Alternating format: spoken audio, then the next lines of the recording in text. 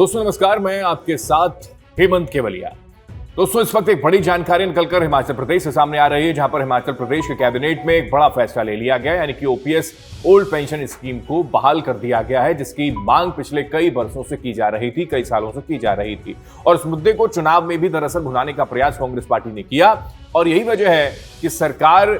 भले ही कांग्रेस पार्टी की बन गई हो, लेकिन जब कैबिनेट का विस्तार नहीं हो पाया था, कैबिनेट नहीं बन पाई थी, तो फिर यह जिक्र होना शुरू हो गया था कि कहां कांग्रेस पार्टी ये दावा कर रही थी कि पहली कैबिनेट में यह मोहर लगा दी जाएगी कि ओपीएस बहाल हिमाचल प्रदेश के लिए, हिमाचल प्रदेश के आवाम के लिए कर दिया गया है, कर्मचारियों के लिए कर दिया गया है। तो उस ही वादे को पूरा किया है सुक्खू सरकार ने। ये बड़ी जानकारी, जिसमें ओल्ड पेंशन स्कीम जो है वो अब लागू कर दी गई है। कैबिनेट की बैठक हुई और उस कैबिनेट की बैठक में पहला फैसला हिमाचल प्रदेश के मुख्यमंत्री सुखविंदर सिंह सुक्खू की कैबिनेट की बैठक में ये ले लिया गया है। हम आपको बता दें कि ये वही ओपीएस है, यानी कि ओल्ड पेंशन स्कीम है, जिसको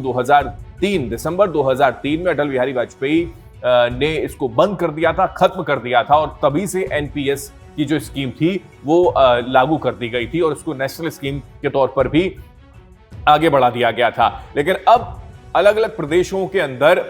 ये व्यवस्था कैबिनेट में होती है कि वो अपनी व्यवस्था को अगर बदलना चाहते हैं, तो वो हिमाचल प्रदेश में कर लिया गया है, सुक्खू सरकार ने कर लिया है। कैबिनेट की बैठक में फैसला ले लिया है कि ओल्ड पेंशन स्कीम जो है वो लागू कर दी जाएगी, जिसका जिक्र पिछले कई समय से हो रहा था। और इसमें क्या कुछ है वो दरअसल बताने की कोशिश हम आपको कर रहे हैं कि ओल्ड पेंशन स्कीम और नई पेंशन स्कीम में क्या अंतर है, वो हम आपको बता देते हैं कि ओल्ड पेंशन स्कीम और नई पेंशन स्कीम में क्या था और क्यों ओल्ड पेंशन स्कीम की मांग पिछले कई समय से की जा रही थी। तो वो दरअसल उनमें क्या अंतर है, कुछ पॉइंट्स जो हैं वो हम आपको बताने की कोशिश करते हैं कि ओल्ड पेंशन स्कीम और नई पेंशन स्कीम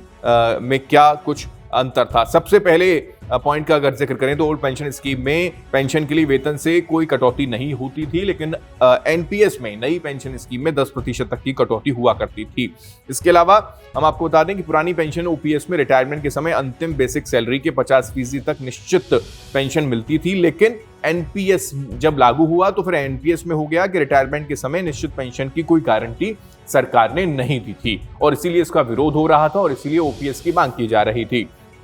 पुरानी पेंशन योजना में 6 महीने के बाद मिलने वाला महंगाई भत्ता लागू होता था, लेकिन एनपीएस के अंदर ऐसा नहीं था, और यही वजह है कि इसको लेकर नाराजगी थी। ओपीएस में रिटायरमेंट के बाद 20 लाख रुपए तक की ग्रेजुटी मिलती थी, लेकिन एनपीएस के अंदर जो वर्तमान में अभी चल रहा था एनपीएस, उसमें ग्रेजुटी का अस्थायी प्रावधान है, यानी कि इसमें कहीं कोई कंफर्मेशन नहीं था, और इसी को लेकर ये नाराजगी थी। ओपीएस में 40% पेंशन कम्युटेशन का प्रावधान था, लेकिन एनपीएस में प्रावधान नहीं था। ये एक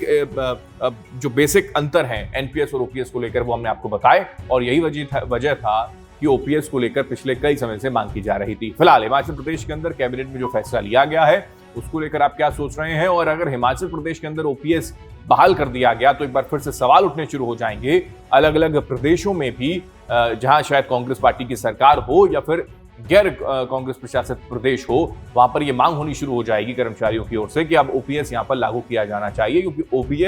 ओपीएस जो है वो एनपीएस से बेहतर है, और इसीलिए ओल्ड पेंशन स्कीम को लागू किया जाना चाहिए, जिससे कर्मचारियों को इसका फायदा मिल सके। आपकी इस पर क्या राय है, जरूर कमेंट बॉक्स में बताएं। नमस्कार।